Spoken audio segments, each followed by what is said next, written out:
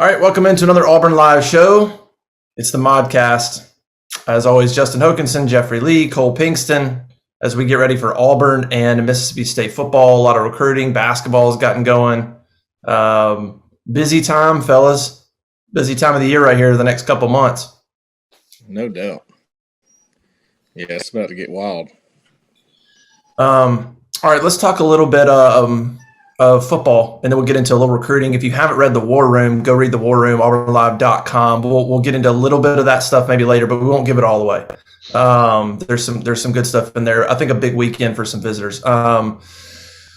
Big moment for Auburn football, I think. Coming off a pretty embarrassing loss. Certainly on the offensive side. I think if that was a Gus Malzahn team, you would have heard the same. You would have heard a lot of criticism. Probably been railroaded pretty good for that offensive performance. Mississippi State comes in, good team, good defense, and so they're coming off a loss as well. So I think it's a big moment, Jeffrey, for this team. I think it's another moment of bouncing back after a loss. How do you respond? Can you figure things out? Brian Harsin said, "Hey, it's on us to figure it out. That's our job. We have to figure out how to fix the problems that are there." So he certainly took accountability. But I think another big moment for this team and this coaching staff after that, yikes performance in College Station. I think it's I will go with the bigger performance for Bo Nix. Last week when we were on the show, my biggest concern was Bo Nix on the road. We know what his historically has been, but we've seen him at Arkansas when we saw him at LSU. But his tendency on the road in the SEC has always been a concern. And man, it's almost like this team goes as Bo Nix goes. And Bo Nix might go as the offensive line goes, and it just a trickle down effect to everybody was sucking last week. We even saw the drops reappear, right? Yeah. So just got to get back in the swing of things this week. Mississippi State, to me, is like Ole Miss. Now, Cole, you like that lineup, that matchup with Ole Miss. Mississippi State, I'm okay with it. I was more scared of Ole Miss than I am of Mississippi State. Let's put it that way. If Auburn plays like they had before the A&M game and after Penn State and after Georgia State, they'll be fine, I think. But want to see Bo Nix get back to his mid-season form like he was a couple of weeks ago. Yeah, I think you're right about Bo. I think the most disappointing. I told somebody earlier the week, the most disappointing part about Bo was the regression back on the mental side of things, and it was the Bo we had been complaining about, and he reappeared. We thought he had gotten over that hump, and he regressed, like you said. Yeah, and you thought, I don't know, you thought he had turned the corner, right? His last 3-4 games, especially mentally, but that was, I was more disappointed in that than maybe his inaccuracy or him playing like that. It was the fumble. It was the 2 fumbles in a row where you that clearly was in his head. It was the talking to the refs. It was the, getting on to Shedrick, it's just getting on to players about certain things. And I'm okay with some of that. You're a competitor and you're a quarterback, but it looked like he was rattled again. And nothing irks me more about Bo Nix than his desire to retreat straight back. Man, that just I don't get that. Hey, yeah. At least he's adding some spins in there every once in a while. Now, he turned about 17 times. Makes you nervous. You hate to see it, but there's a big difference between a 7-yard, 10-yard sack and a 20-yard sack. That just blows my mind that a kid with his intelligence and football knowledge and a football family coming from a football quarterback father has that in his arsenal. I understand getting the hell out of there, but straight freaking back, I don't understand that, and I expect more from him. If it's not there, you're taking lateral like he did at LSU. We saw him scramble laterally against LSU. and then throw the ball away. Throw it to your mom up there in the stands, man. But the Bo, I mean, last year he did it habitually. It was, it just drives me crazy. I understand the offensive line sucking at some points and you having to get the hell out of there, but running straight back just blows my mind. Yeah, it's like that's his first. That's kind of his default mode. Cole. Yeah, right. Like, what's crazy is Joe Burrow. I mean, I'd have to try to think about every quarterback I've ever seen in my life. But dang, if Joe Burrow wasn't maybe the best I've ever seen at working back up the pocket and then just going right up. I mean, he was nothing. He was not focused on anything. He felt it in a way that I've rarely seen quarterbacks. And naturally. And I'm not saying Bo, that there was some natural feel to that. But man, I'm like, with Bo's athletic ability, imagine if he dropped back, worked back up the pocket, and then just with his athletic ability, just found something back up. He would kill teams doing that. And you're right. I have no idea why he likes to retreat backwards and turn it into just a prayer. Maybe he gets out of there. It just becomes a melee, and who knows what's going to happen. Half the time he tries to force a pass. Maybe it's complete. Maybe it's picked off. It just creates so many problems, and I don't get why he does it either. But what do you think about that, Cole, about Bo and kind of just his mental game against A&M, and how does he bounce back from that? I mean, like what Jeffrey's saying with when he does the backing up and the running backwards and the turning around, you saw him do that effectively at LSU, but you go, okay, good job. Don't ever do that again. Right. Yeah. Like, what's effectively? Like, I mean, yeah. Like, did some of them turn out okay? But yeah. I still can't like approve of it. It's like, well, that's the thing. You don't teach that. That is all improv, right? And there's a place for improv, but it has to, just like everything, it has to be under control, right? And Joe Burrow, certainly, you're talking about him. He had his moments where he had improv, but he's always got his eyes downfield. His feet are always set, and he's comfortable. You can see it on his face. He's cool as a cucumber. He's never worried about anything, right? That's where I want Bo to be. Honestly, you talking about matchups, Jeffrey. I didn't love the matchup with Ole Miss. I actually liked the matchup better just on paper at A&M because Calzada had struggled some up to that point. But, boy, you can tell a huge difference in demeanor between Calzada and Nix in that game when you go back and watch it. He was never rattled. Never. He didn't get rattled. He'll take a sack every once in a while.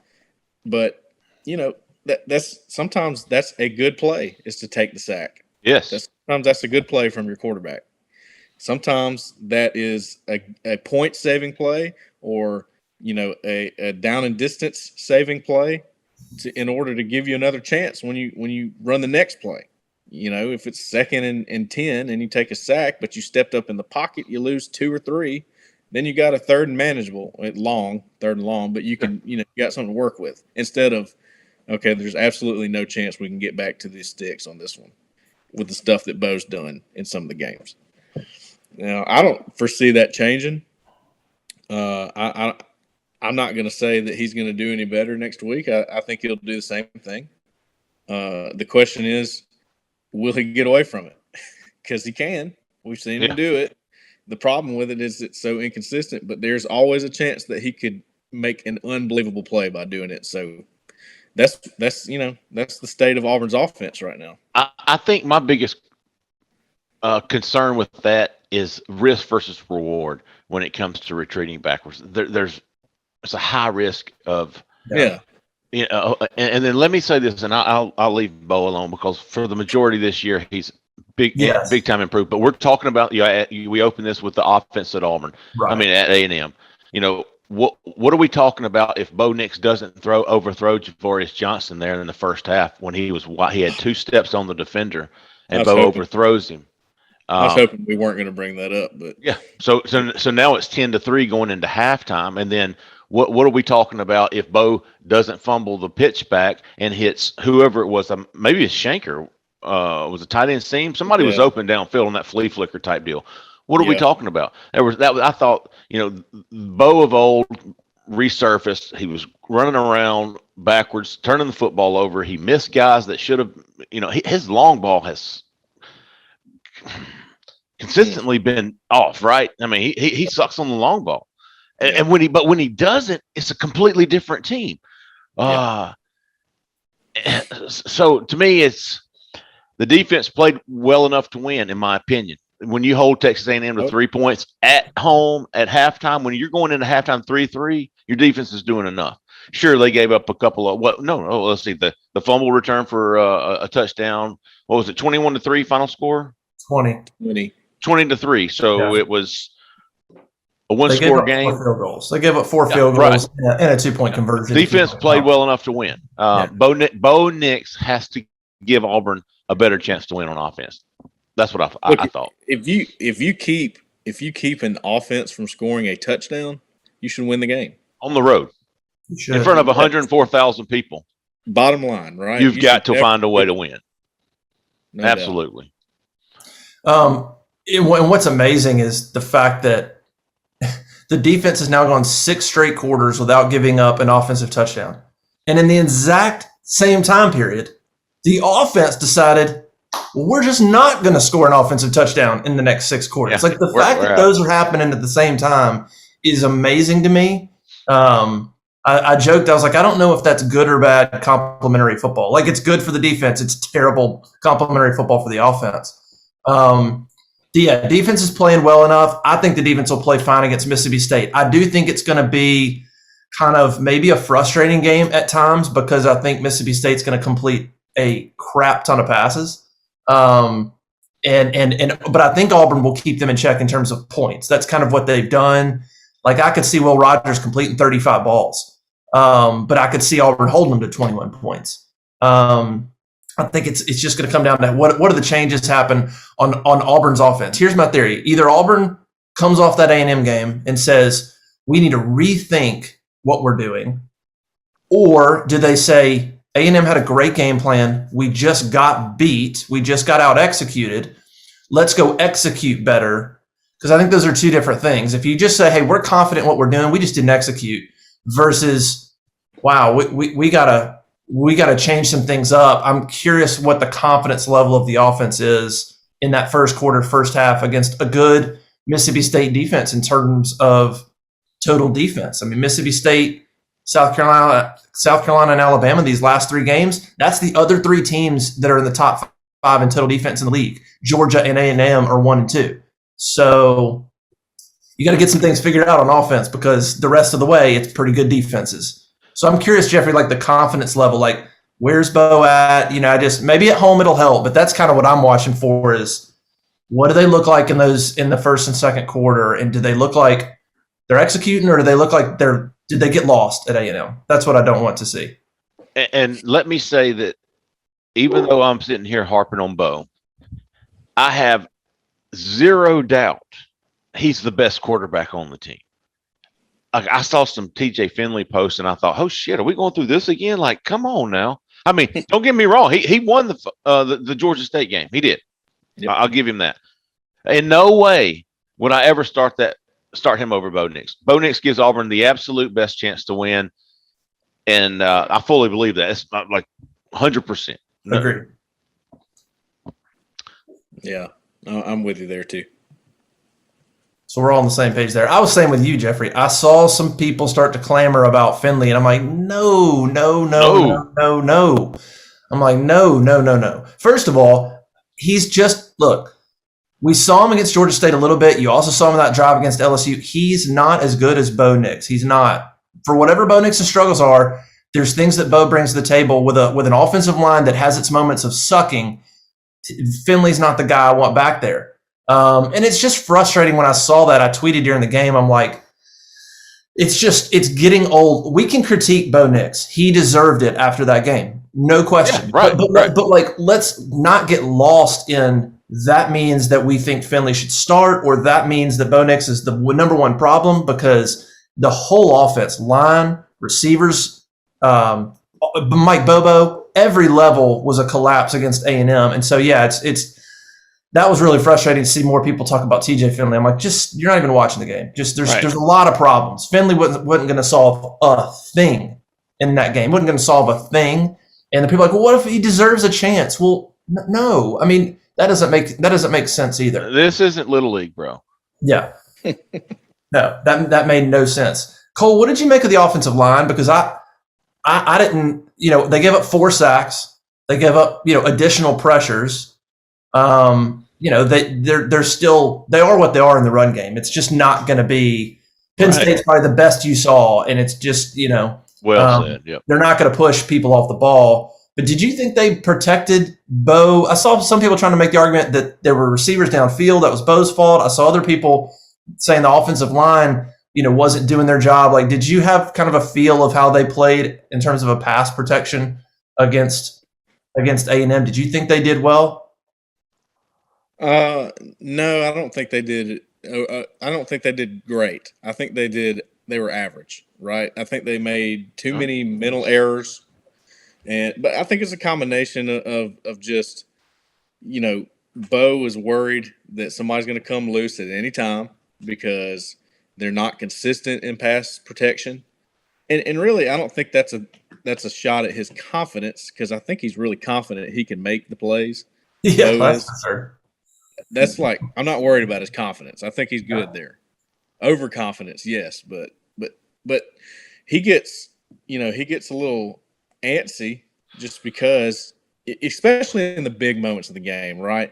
The moments when Texas A&M or the defense, whoever they're playing, knows that they can pin their ears back because it is a passing down, right? That's when Bo Nix is going to struggle the most, because he does not have a lot of trust that the pass protection is going to hold up long enough for his reads to come open. So he's going to be running around. He's going to be moving. His feet aren't going to be set, and that's where the problems come. And you can blame the offensive line for that. You can blame Bo, but I think it's a combination of both. I think he needs to trust them better, and I think they've got to be able to hold just a touch longer than they're doing right now at times. And against A&M, they had some really good reps. You can go and flip on just a random play, and you'll see where they look like they're perfect in pass protection. And then you can go and flip on another play and go, gosh, that was horrible. I mean, they look like they've never done it before. They missed assignments. You got guys that are turning their shoulders when they're supposed to be squared up and catching people in the hole. And that hasn't been going on all year. I don't know what happened in that game. Honestly, there are a few plays that look like the Georgia game from last year, if y'all remember that. Yeah. The guys just running through gaps, and the pass protection was wrong. Even the calls were wrong. I mean, it wasn't even all – it was just a mess. And it wasn't a full mess in this game, but there were times when it looked like that. It was chaotic. So Bo, he's not Joe Burrow. He's not calm all the time. So he's going to freak out when he sees that kind of stuff. Yes. It's like Jeffrey was saying earlier, the trickle-down effect, right? I don't know who it starts with exactly. I don't know who to place the blame on from the jump, but that's how I'm seeing it right now. That's fair. I mean, I would agree with you. I would agree with you. And yeah, I wish by now Bo would, he's a good enough athlete that I wish he would be more calm, because he's a good enough athlete to get out of jams, and he's tough enough to take hits. It's one of the things that Cam was so good at. Like, Cam's a freak, but Cam was so big that he wasn't worried. Wasn't worried about getting hit. Didn't matter. He's like, it doesn't matter. And I wish Bo would do it. Bo's a tough enough, good enough athlete that stand in there and don't really worry about much. He could break tackles, and so he's not a frail guy that needs to be right. worried about getting dinged or anything like that. He needs to be standing in there a little bit. Let me say this too, Justin. There were only 3 quarterback run calls, and I mean designed run calls, meaning he doesn't scramble. It's a design run. They're blocking it for the quarterback. Yeah. And one was a draw. You had the sweep, which he actually handed off. So I'm not sure if that one counts. And there was another one, but the point of that is what Jeffrey was saying earlier. If Bo Nix is the best option at quarterback to win this game, I think you have to use his legs. One, because he's good at it. He's fast. He can make people, he can get around the edge. He can do things like that. 2, because it calms him down. I think you have to help him. I mean, I really do. You got to help him in the play calling. I'm not saying Mike Bobo didn't, but I thought Auburn was running the ball pretty good. I mean, Tank was averaging 4.5 yards per carry. Why only give it to him 15 times? Give it to him more, 20 to 25 times. In a game that was so close, I thought that was something that should have happened more. You run the ball. I mean, get Bo Nix in better situations, right? That's how you win. Yeah, it was weird. On Bo Nix running, yeah, it looked like they were going to do more of that. You go back to LSU, and they're right there in that stretch. I mean, Arkansas. Bo Nix was running the ball, and yeah, I'm not sure. Had to have been a scheming thing or something that Mike Bobo was seeing that was just like, hey, it's not going to work. We can't. Bo running, certainly the perimeter. A&M was not. They were very well prepared. We need to give them a lot of credit. Yes. They weren't going to let things happen on the perimeter, but why not another quarterback draw? Why not a zone read where you just say, Bo, you're going to keep it and get 3 yards? By the way, the quarterback draw went for 11 yards and first down. Yeah. And we didn't see it again, right? That was it. No more. Yeah. So I'm with you. I think he's got to be involved in the run game, no matter what. Run a power sweep, whatever. Like I said, let him keep it and run it up the middle. I mean, he's a good enough athlete to help out in the run game. What was odd to me against A&M was, and I thought maybe this was an indictment on the offensive line, maybe, was A&M's defense was super aggressive. Corners were up, safeties were creeping up.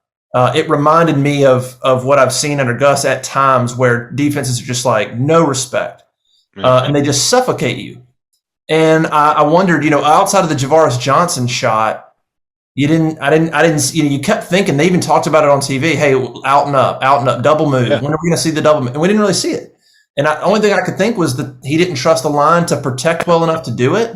Because how else are you going to back that defense off?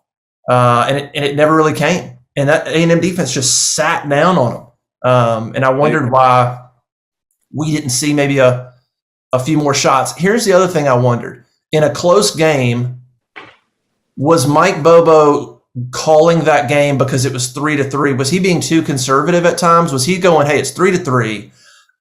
If this is how it's going, I'm going to call it a certain way. And instead of saying, hey, we're going to need to score 17 to win, I wondered, that I don't know. Like, was he calling that game thinking, all right, let's just not screw it up. This is going to be 3-3, 10-3 game. And he should have been calling it like, no, we're going to need to score 17.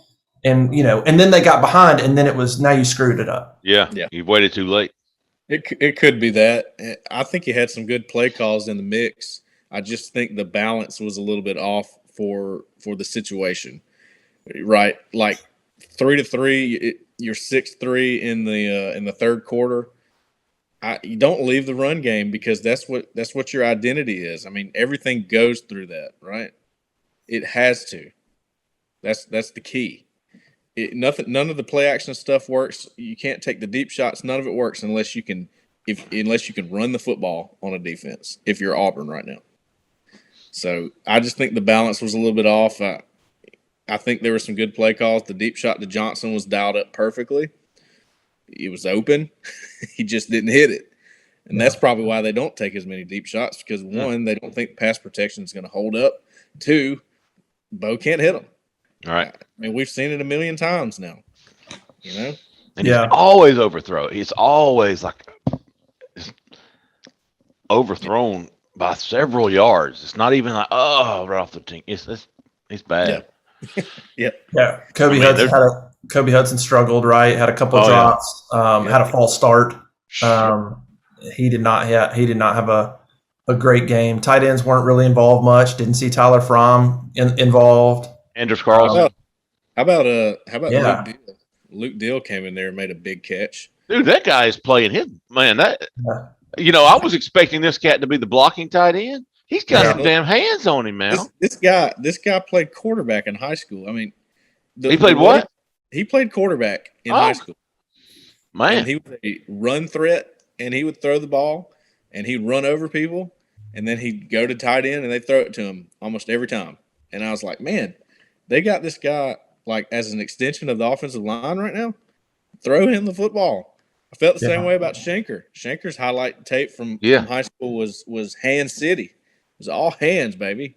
And then on the line. He's on the line. Yeah, neither one of those guys were used. Luke Deal had the only big pass play in the game. He had was about 15 yards. It was the only 15-yard completion. It might have been the only 10-plus yard completion. Yeah. I think it was 15. It was the only 15-plus yard completion in the entire game. It was behind him and low too, wasn't it? Like a back shoulder type deal. Yeah. Or was it here? It was up. It was high. It was up. Okay. Yeah, it was a damn good. It was impressive. Yeah. But we kind of skipped Anders Carlson. Yeah. I mean, if you can't make it, you can't play. Kobe Hudson, if you can't make the catch, you can't play. I mean, you got one job, dude. Yeah, but Carlson was a short one. That was surprising. He's better than that. I don't know what happened there, but that was way too short to miss that field goal. That can't happen. That's what Pat Dye used to say to his kickers all the time. Hey guys, you got your own field over there. You have no business missing any field goals. You have your own field. We gave you your own field. Good stuff. But really, it's true. So what do we make of Mississippi State? What's the good defense? Look, they're going to make it really hard to run the ball too. I mean, so Auburn's going to have, if they're going to figure it out, they're going to have to figure it out because they're not going to. This isn't a game where they can get back to maybe running the ball. State's not going to make that easy at all. I mean, they're going to have solutions in the back in the passing game. This isn't Ole Miss. We're a terrible defense. This isn't Arkansas, which was, okay, but had some issues. Mississippi State's not going to let Auburn run the ball, go crazy. They're going to have to make plays in the passing game a week after they made none. Yep. But we've seen them do it. We know they can. Yeah. We've seen them do it pretty consistently there for that, 3-4 game stretch. Yeah. Yeah. And then it just, crap the bed. They've got to get out of there, man, and get back to what they were doing and how they were doing it. And they can finish, man. They can finish. I think they'll give it if Auburn does what they're capable of doing, they'll be able to give Alabama a damn good run for their money. Yeah. No, I think Alabama's very beatable. Yeah. Sure. I agree with that. Did A&M figure something out? Like, Cole, that would be my other concern. Yes. Auburn didn't execute, but I worry. I've seen that defense. I've just seen that story before where teams creep up. And I remember back to the Brandon Cox days, probably 2006, when they really didn't have the wideouts, and Cox wasn't mobile, and teams just started coming up, and it was lights out. And teams did it on Gus too. But when teams start creeping up, and you can't get them off. I mean and I worry if teams don't just do what A&M did and said, all right, we're going to press up. We don't trust the receivers. Shedrick Jackson's not beating anybody out there. Yeah. Demetrius Robertson's just going to go deep, basically. Their line is so. We're going to blitz them, and they're not going to handle it all that well.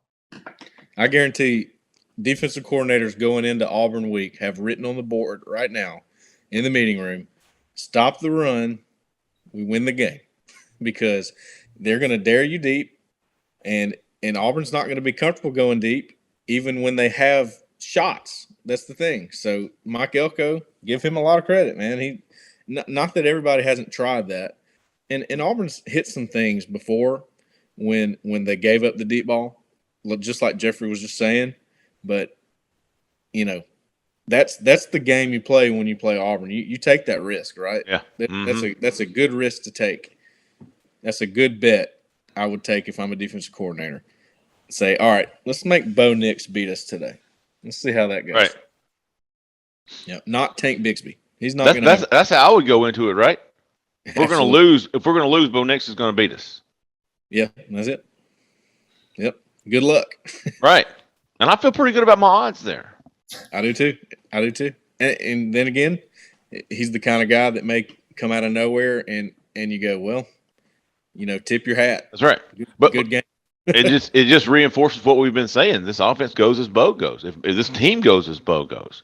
You're right. Yeah, I worry about that. I think you just put a lot of pressure on Auburn's offense and make them figure it out because they didn't handle it well against A&M. And They don't have the wideouts. I think Kobe Hudson, he's just inconsistent. You see why he's inconsistent, but he's got the ability. Like Kobe's got the ability maybe to beat somebody 1-on-1, but there's not. I mean, Shed's not, and D-Rob. I mean, they're just not. I would trust my corners. If I'm a good defense, I'm trusting the secondary. I push up on them and make Auburn handle it, go deep, complete some long balls, handle a blitz. And so I wonder if Mississippi State doesn't really come after them. And that's why I think it could be an ugly game or a frustrating game. I think Auburn will be in it. I think Auburn's got a great chance to win, obviously. But I think it could be a game where you're like, geez, it's just it could look dire at times. It could look a little ugly at times. That's how I feel like this game is going to go. I don't think it's going to look like Ole Miss where there's a lot of good execution and you're scoring 30 plus, maybe. But I feel like Auburn's going to win this game, and you're going to be like, I feel like Auburn just needs to win this game. Yeah, right. That's where I'm at. Just survive. Will Rogers is going to throw obviously a ton of passes, and thinking about Auburn's defense, that's why I can't imagine him completing less than 30 passes. If Auburn plays kind of that style of defense they've been playing, which no reason to think they won't, he's going to the linebackers and safeties are going to be no Puckett. I doubt it. I mean, he might be back. Carson said he might be back, but that was a pretty bad shoulder injury. I have to think he might be available, but probably not in the starting lineup. But that middle of the field, if I'm Mississippi State, I'm attacking Kaufman, or I'm attacking Owen Papo, or I'm just crossing routes, whatever. That's why I think there's just going to be a ton of passes completed. And Auburn's just going to have to keep that mentality of, we're here for the long haul, complete some balls, fine, but we're going to keep you out of the end zone. Yeah, this is not a good game not to have Puckett. You definitely need him this week. But if he's not full speed, then, Kaufman's your next best bet. Problem is, we saw him get beat a lot last week. I think I wrote in the real-time analysis, you got a guy out there that's not used to playing a lot of snaps. He's a smaller guy, and that's the matchup today. They're going to go to it. Let's see how it works out. Didn't work out very well. And they got him matched up with Weidermeyer too, so that didn't go well. And I thought Kaufman started the season, Cole. Was he not doing fairly well, playing a lot? And then his playing time just dipped? Well, look, I mean, wasn't he the starting nickel? Yeah, he was. He was. Now, what I'm about to say is it could go a couple of ways to people listening to this. There's a case to be made that Christian Tutt was pretty good in the box and around the line of scrimmage. But when you manned him up, problems. Yeah. Mm-hmm. I feel kind of the same way about Kaufman right now. I think he's a step above Tutt in that regard, but he's going to have some issues when you man him up. And that's going to be the whole game. Because he's 5'9". Well, he's 5'9". He doesn't look like he's able to keep up with some of those, long crossers where you have that top end speed. I mean, two of their biggest plays, A&M, were on Kaufman. The tight end, big guy that crossed all the way across, big play. Yeah. And then, give credit for Kaufman forcing the fumble, but he also took a bad angle and got run by. Right. And then the only reason he was able to make that play is because the running back had to go around the corner. It slowed him up a little bit, and Kaufman made the play. But Kaufman came up and took a bad angle and got run by A-Chain. So two of their biggest plays, A&M, was because Kaufman wasn't fast enough. And that's kind of my point about him. He's a great football player, very scrappy. He's going to make big plays, but there's nothing you can do about his size and speed. It's not his fault. It's just that's part of the game that you cannot account for, and that's why it gets recruited more than anything else, the size and speed. Are you saying, Cole, there's a reason he signed with Bandy? Yeah, well, look, I hear you, man. I hear you. There's a reason he signed with Bandy. Well, think about it. I mean, Cole, you're not wrong. Look, you have a guy that we at the beginning of fall camp, it was Harsin or Mason or a player. I can't remember who said it, but they were like, Kaufman immediately came in and was telling everybody what to do because he's been in the defense. So think about that. You have a guy that literally from day one knows more about the defense than everybody, yet he's barely seen the field. Yeah. I mean, that tells you a lot. So his playing time as others learn the defense. Yeah. Went down. So this is a great example of why I have the 4 categories that I always use when breaking down a recruit, right? You got your size and frame, you got your raw athleticism, you got your football IQ, and then you have your SEC readiness. There's a lot of guys out there that you'll turn on the tape and go, yeah, if you know a little bit about football, you go, that guy knows what he's doing. He's in the right place at the right time. He's jumping balls because he knows where it's going. He's making tackles. He's doing it all right. But he may be lacking a lot in the raw athleticism and size and frame part, and that's just not going to cut it on this level. That's the problem. There's a lot of guys floating around there that have great football IQ. They know how to play the game, but they can't make it on this level because they don't have the athleticism. It all has to be together, right? Yeah. There's a ceiling. There's a ceiling when you have that, one or the other. If you're an athlete but you can't get it, there's just going to be there's a ceiling. You got to have both to kind of keep moving up the charts. Love what Tennyson did. Hopefully he can repeat that performance. He played really well, and I'll tell you how well he played. Brian Harsin, we've talked about how hard it is to impress him, how hard it is for Harsin to come out after a game and really praise a guy. Even when Bo Nix was playing great, Harsin's like, he's consistent. He's doing his job. It's hard. Harsin's like, there's an expectation. What do you want me to do? With Tennyson, he was like, he said of Tennessee, he said he did some things really, really well. He goes, he did some really, really good things. And even so, where Harsin goes, he goes, I know we made the play on special teams. He made the dumb, play. But Harsin goes, he said, but his effort was amazing. And Harsin even said, I'll take his relentless effort over everything else. So for Harsin to say, I'll take that effort and kind of dismiss the penalty that he made, that's a big deal to me, to hear Harsin say, like, I love the effort. And yeah, he made a mistake, but like that, I don't know, that struck me. I think Tennyson really elevated himself in the eyes of those coaches, and hopefully that gives him some confidence and he can keep playing that well, because he's a dang good athlete. Yeah, I'm a big fan of him. Yeah, he strikes me as a guy that is always giving full effort, but sometimes that can hurt him because he's a little out of control. But hey, when he's on, when he starts to lock in and when he starts to make plays, he'll knock your head off. And he can cover pretty well too. But I'm sure Michael Leach is going, okay, number 13 played his first game last week for, first full game last week. Let's try him a little bit. Nobody really tried him last week. That's kind of how Mike Leach looks at things at Mississippi State. He's looking for every single matchup out there in the passing game, and he's going to throw it 60 times. So No, you're right. Look, Tennyson's going to get they're not McCreary. They're going to stay away from him for the most part, but they throw it enough where he'll get tested. Jalen Simpson's pretty good, but yeah, you're right. Tennyson played 26 snaps against A&M. That was as many in the other 5 games combined that he had played in. He had only played 26 total snaps, and then he plays 26 against A&M. But even 26 isn't a ton. You go against Mississippi State, and Tennyson's about to get, him and Coffin are really about to get tested in a way that they haven't all season long. Yeah. Snap counts are about to go up for DBs who haven't played a lot. Snap counts are going to go down for guys like Chandler Wooten. That's just how it's going to go this week. So how do we see this game playing out? Let's move on to recruiting. Is it Rob Pate in his column? He predicted 30-24 Auburn.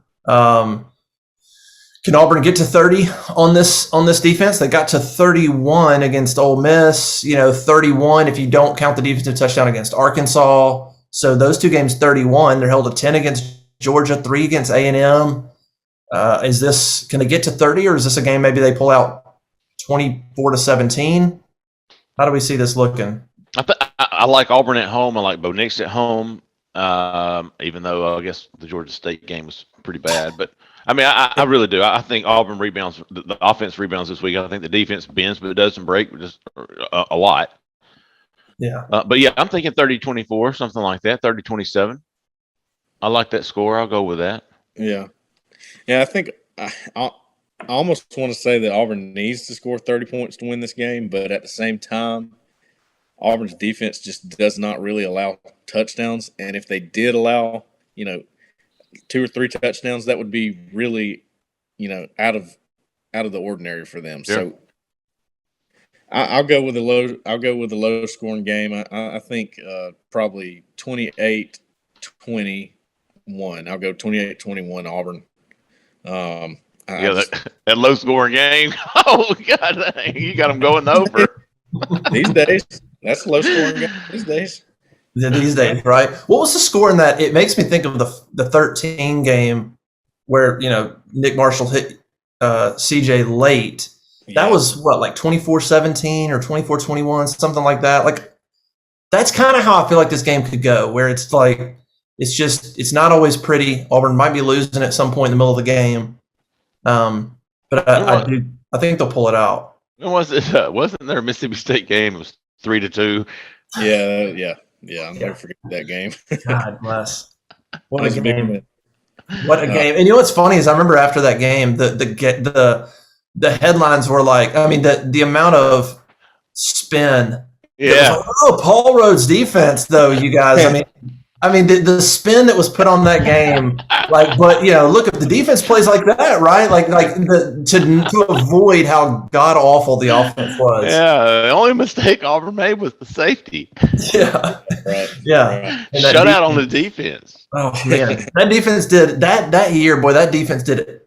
I mean, they played well against West Virginia. That was that loss there. That defense at some point was just like, fuck it. Yeah. Because by the end, they lost Georgia Georgia and Alabama shut them out at the end, and it was just done. That defense is literally expounded every bit of energy. It's like, forget it. Just forget it. Nothing we can do is going to matter. Yeah. Because they can't score. Yeah. It just, they were like, just doesn't matter anymore. But yeah, I think it's a big game. It's a big moment for Auburn to bounce back and get this W. They can still get to 8-4, which I think makes a lot of fans happy.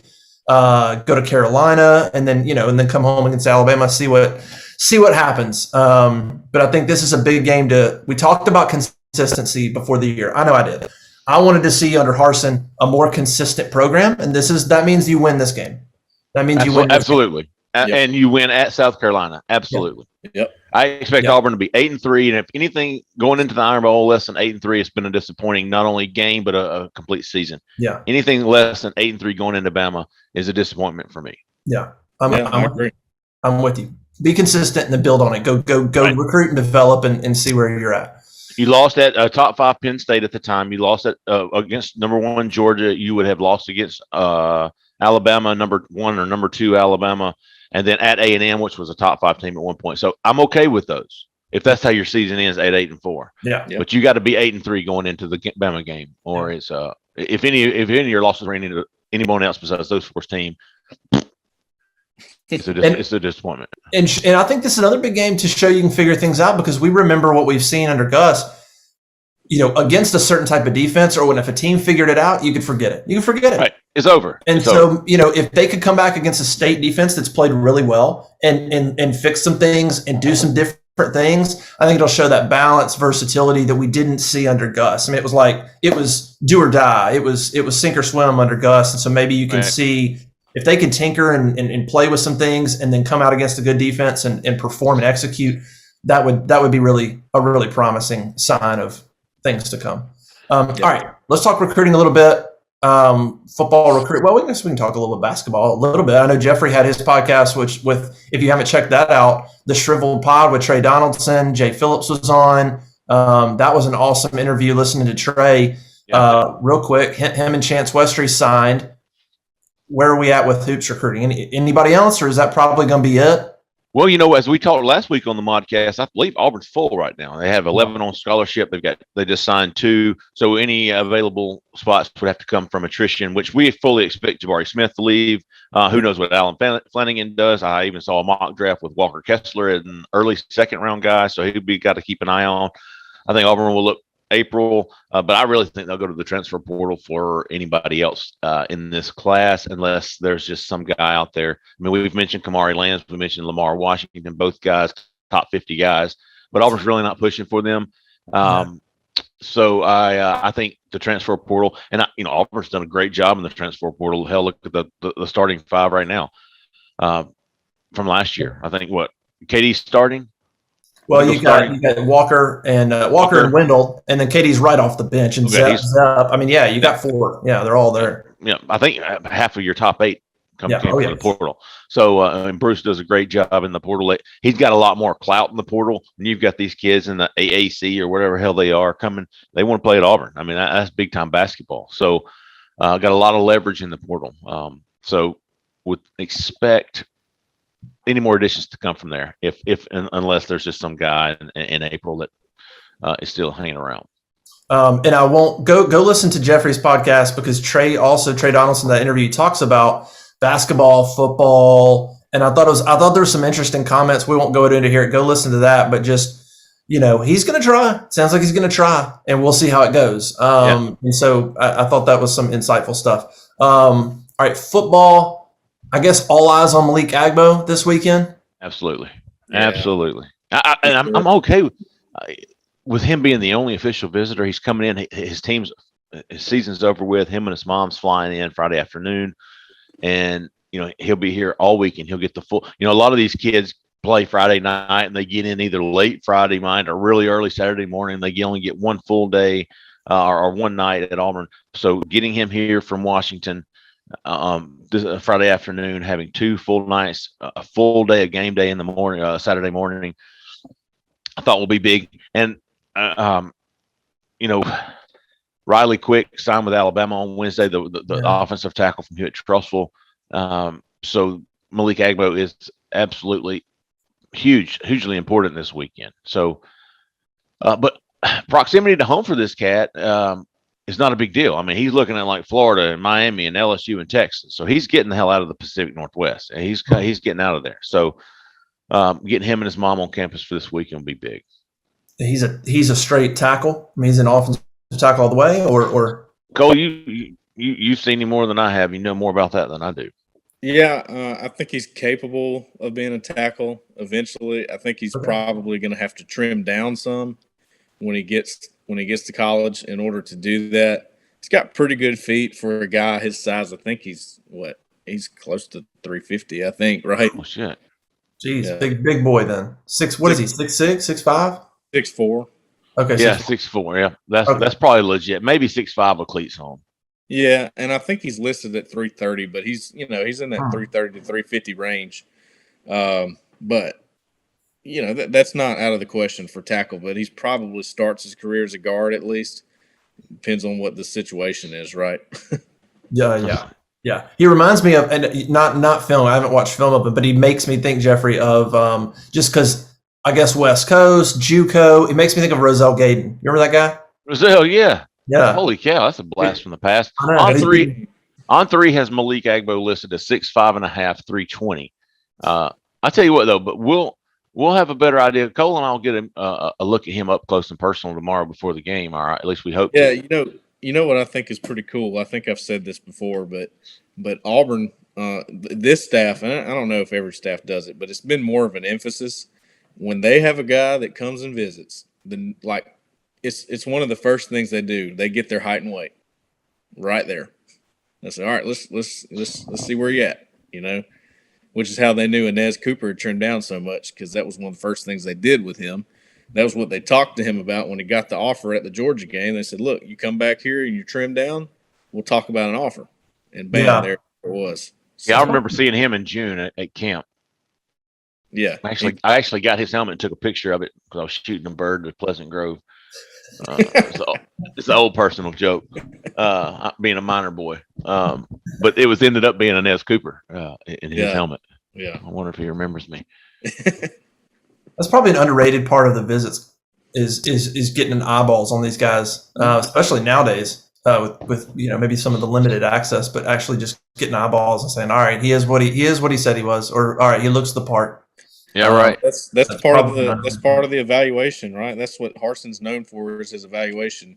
Well, he'll get them there on a weekly basis if they will come to the games, and he'll load up the sidelines with guys that have been there weeks and weeks just because he wants to see their progression. He wants to see if they've gained weight, if they've added strength, if they, he wants to talk to them about their game, things like that. That's the things we hear from recruits. So that's been, that's been an interesting change with things from how it was. At least it's a noticeable change. They may have been doing that before, but now the recruits are actually telling us that. So think that's pretty interesting.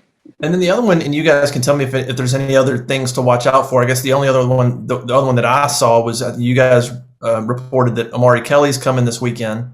That's big, right? Because y'all talked about, kind of rebuilding some things there. I mean, he's a guy you want to hold on to, right? Is there any threat? I mean, is Auburn still fine, or are there threats they need to watch out for? How big is it getting him back down?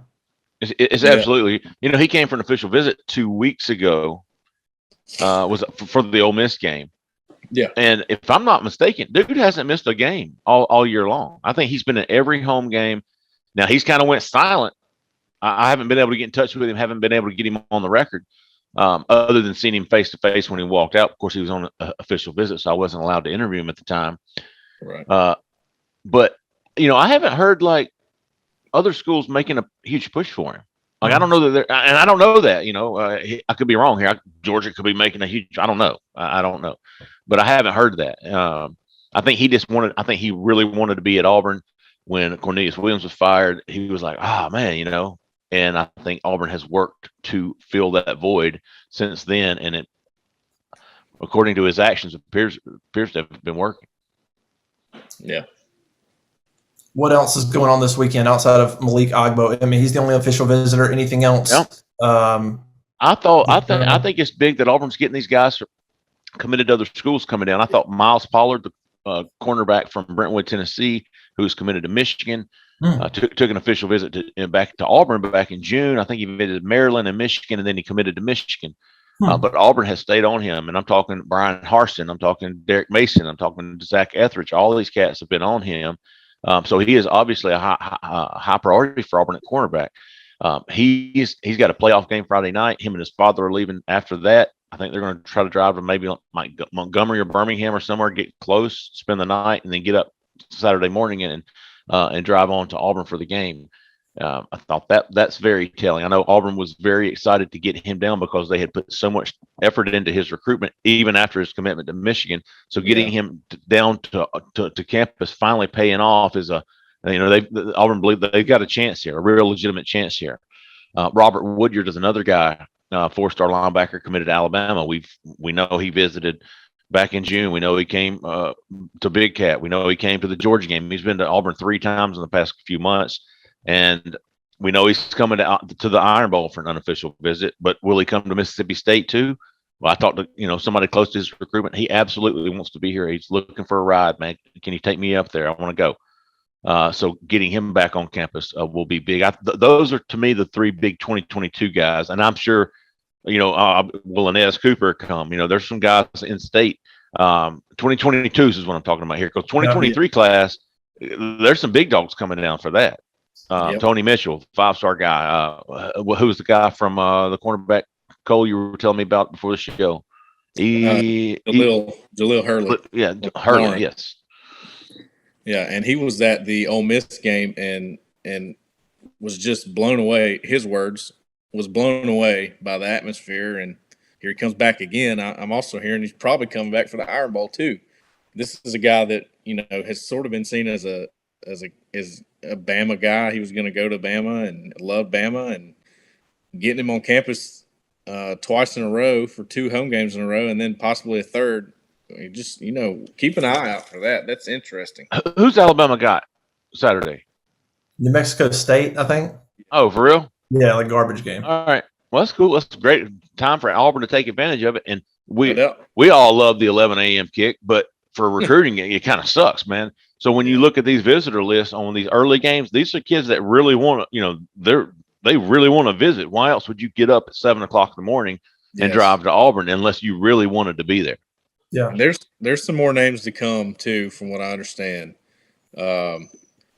Another name I wanted to point out, with the defensive line board, it's kind of, even when you put up the hot board, Jeffrey, there's just some names that it's like, okay, where's all the names at? There's not a lot of names there. Trayvon McAlpine from Saraland, Alabama, down in Mobile, or Saraland High School. What? McAlpine? McAlpine? Wow. Like ALPINE, McAlpine? Yeah, but he went to McDonald's. What a name. It could be I don't know. I think I'm saying it right. No, that's right. That's right. He's a new girl, Shelby McAlpine. gonna have to ask Siri later, but I like it. Yeah, he's coming, and he's a guy that just decommitted from TCU when Gary Patterson got fired. A guy that I've Resigned. Resigned. Yeah. Hey, I met Gary Patterson on an elevator one time. Super nice guy. I didn't even realize who he was. I was a younger guy at the time. Talked to him. My mom was with me. We're at some game. I can't remember. And then he walks off, and he was on the sideline coaching that game. And I was like, wow, okay, cool. I just thought that was another guy. That's how he was talking to me. So anyway, this kid from Saraland down in Mobile, he's a guy that I've seen in person. I liked. I thought he was really good. I thought he had a high motor. And he's a guy that I'm told that Auburn is starting to basically, like we said before, they're wanting to see him in person, right? They want to see how that goes. If that goes well, he could be a guy to watch for the defensive line board. And another guy too is the JUCO defensive lineman Jeffrey Imba. Yeah, man. Yeah, I got all the difficult names today for some reason, but you're doing a great job. Too that I think Harsin likes him. I think that's kind of where the communication started as he kind of looked at the JUCO ranks when he found guys like Keontae Scott, Marquise Gilbert, the two JUCO corners and safety that'll be on campus. One was that Gilbert was official visitor at the Ole Miss game. Scott should be an official visitor for the Iron Bowl. So there's some names for you in case you're looking for some people to add to the board and to keep track of. Man, I talked to Imba. Yeah, I think he's from France. Yeah, he's got sort of a yeah. So when you put a dude from France on the phone with me, neither one of us are going to be understanding much. I mean, it was lack of there's a communication barrier there, Yeah, right. He's like, I can understand English some, but I don't know. Harsin speaks French, right? No, I'm just kidding. I don't know. Oh shit, that's the only French I know. Oh man. Jake, our producer, says Alabama's a 51-point favorite this weekend. So real quality opponent there. I think New Mexico State was last in the FBS last I checked. I think they were number 130. Who does Alabama have next week before the Iron Bowl? Arkansas. Oh, yeah, good. That'll be a good game too. Where's that? Is that in? I feel like that's in Tuscaloosa. It is, I believe. Yeah, if they're going on the road the next weekend, I would imagine that's at home. Should be a nice physical game right before they play Auburn. Yeah, that's a good one. Auburn on the road at South Carolina, just coming off a big win against Florida. Yep. That's good. That's a perfect scheduling right there. Yeah. Yeah, and I think how about Cam? How about Cam back with the Panthers? I think the Panthers play a home game after Carolina. I saw some Auburn people talking about going up to South Carolina for that game and then going to watch the Panthers. Maybe they get maybe Cam's back starting with the Panthers. That would be an interesting development. Cam is a guy of humility, so going back, taking that chance to go back there, I'm sure that was an easy thing for his pride. I'm sure. All right, AuburnLive.com. Go check it out. Go read the War Room. Hot boards on offense and defense are up. Give you an indication on kind of where Jeffrey thinks these guys stand with Auburn and chances. Recruiting insiders, a ton of good stuff. So you will have stories after the game on Sunday of some of these key guys visiting as Auburn tries to continue to build this recruiting class. And of course, we'll have coverage of the game up on Sunday as well. Basketball Friday night. I guess people are listening to this. Actually, we're going to put this up today. We're going to put this up immediately. So basketball tonight against La Monroe. Auburn should roll off to a decent little start there. So we'll have plenty of basketball coverage as well. AuburnLive.com. Go subscribe, man. We appreciate everybody being a part of the community of the site, man. It's been awesome. On3 Sports continues to grow. The database is getting up and going. It looks awesome. So a lot of fun things going on at On3 and at AuburnLive.com. Subscribe. We appreciate it. For Cole and Jeffrey, I'm Justin. We'll see you next time.